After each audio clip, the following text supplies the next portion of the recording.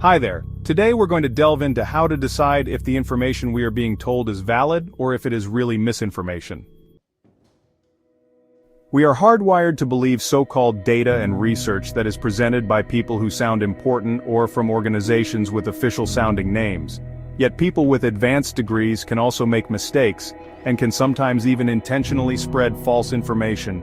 We can't judge a book by its cover. We need to fact-check and analyze the content. You might hear about an alarming statistic that is posted on many domestic violence websites, on social media, and is even cited in academic works. This statistic claims that 58,000 children are court-ordered into custody or visitation with a dangerous parent every year in the US. It sounds like a crisis situation, doesn't it? It might even enrage you enough that you want to demand action and change.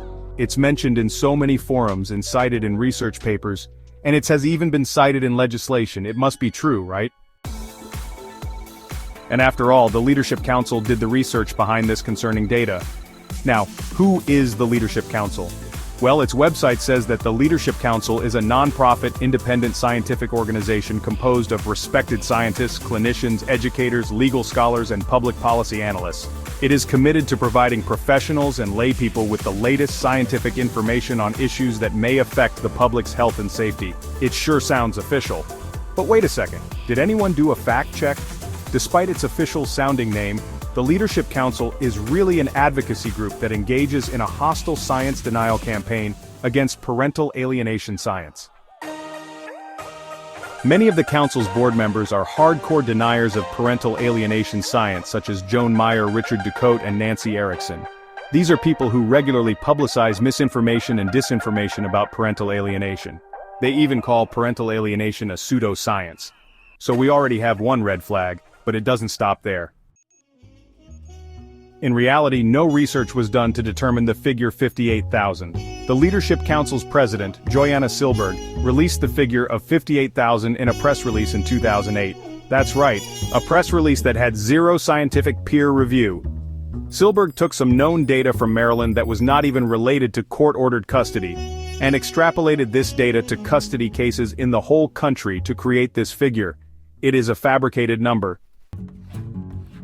Anyone who ever took a beginning statistics class can easily see the logical fallacies and mistakes that Silberg made in her calculations. Besides these gross errors, the number of 58,000 is absolutely impossible. There were only about 50,000 total family court decisions for families with children in 2008, so how could 58,000 be ordered into custody with dangerous parents? Let's put that problem on the back burner for now. Think about it. Did every single custody case in the US involve a dangerous parent? This is absurd.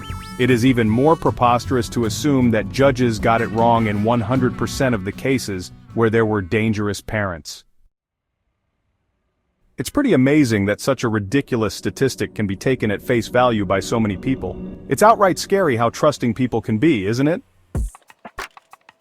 So what's the takeaway, folks? Even if the data is posted everywhere, it doesn't make it true. Now, we are not saying that you can't trust science. There's a lot of good science out there. But don't take all so-called data at face value. Go to the original source and do some fact-checking first. This is especially true when the data comes from advocacy groups that have an agenda and who have engaged in science denial tactics. Check one. Oh, and by the way, don't take my word about Silberg's 58,000 figure being absurd. Do some facts checking and view the link to her press release and the detailed critique of her work in the description box, and draw your own conclusions. Thanks for watching, and don't forget to click the like button, share the link to this video, and subscribe to our channel.